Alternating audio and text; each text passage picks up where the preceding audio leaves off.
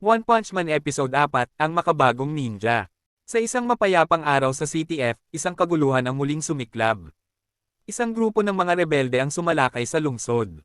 Kilala sila bilang Paradisers. Mga lalaking kalbo, lahat ay suot ng makapangyarihang exosuits na nagbibigay sa kanila ng pambihirang lakas. Pinamumunuan sila ng isang dambuhalang lalaki na nagngangalang Hammerhead. May simpleng layunin si Hammerhead, sirain ang mga mayayaman at itayo ang isang lipunang pantay-pantay, kung saan walang kailangang magtrabaho, at lahat ay pwedeng mamuhay ng malaya. Para sa kanya, ang kasagutan sa pagkakapantay-pantay ay pagbagsak ng mga mayayamang mapagsamantala. Ang unang target nila, ang mansyon ni Zeniro, isang kilalang mayamang negosyante. Sa kabilang dako, sa apartment ni Saitama. Nagising si Saitama mula sa isang kakaibang panaginip. Habang nanunood ng balita, nakita niya ang ulat tungkol sa Paradisers, isang grupo ng mga kalbong terorista na winawasak ang mga gusali ng mayayaman. Napaisip si Saitama, sandali, kalbo rin ako ah. Baka mamaya, isipin ng tao na kasabwat ako.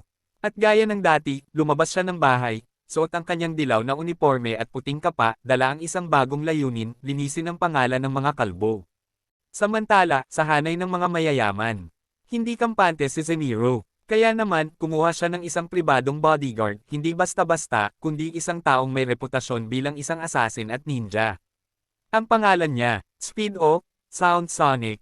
Tahimik, mabilis, mapanganib. Sa unang pagkikita pa lang ng mga mata niya at ng Paradisers, hindi siya nag-atubiling umatake.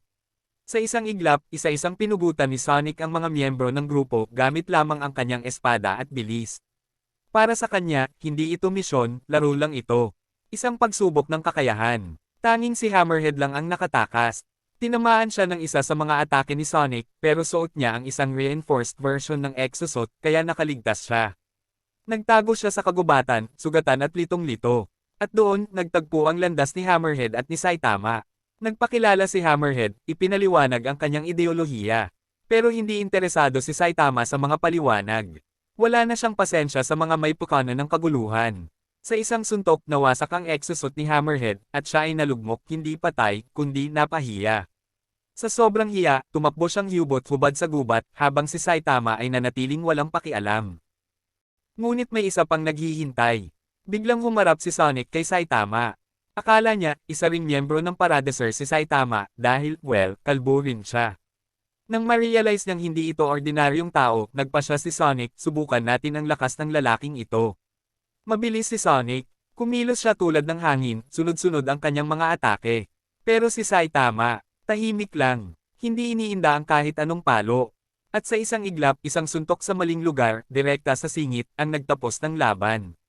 Tumigil si Sonic, napayuko, at napangiwi sa sakit. Sa likod ng kanyang talo, naramdaman niyang, ngayon lang siya natalo ng ganito. At mula sa araw na yon, itinuring niyang karibal si Saitama. Habang pauwi, nagbiro si Saitama kay Genos. Kahit ilang beses na akong nagligtas ng lungsod, wala pa ring nakakakilala sa akin. Parang hindi naman to nakatala kahit saan. Napaisip si Genos. Ang sagot niya, magparehistro tayo sa Hero Association. Sa huling eksena, makikitang parehong nagsa-search online sina Genos at Saitama tungkol sa paano maging opisyal na bayani. Isa itong hakbang patungo sa mas seryosong direksyon sa buhay ni Saitama mula sa Hero for Fun papunta sa pagiging kinikilalang bayani.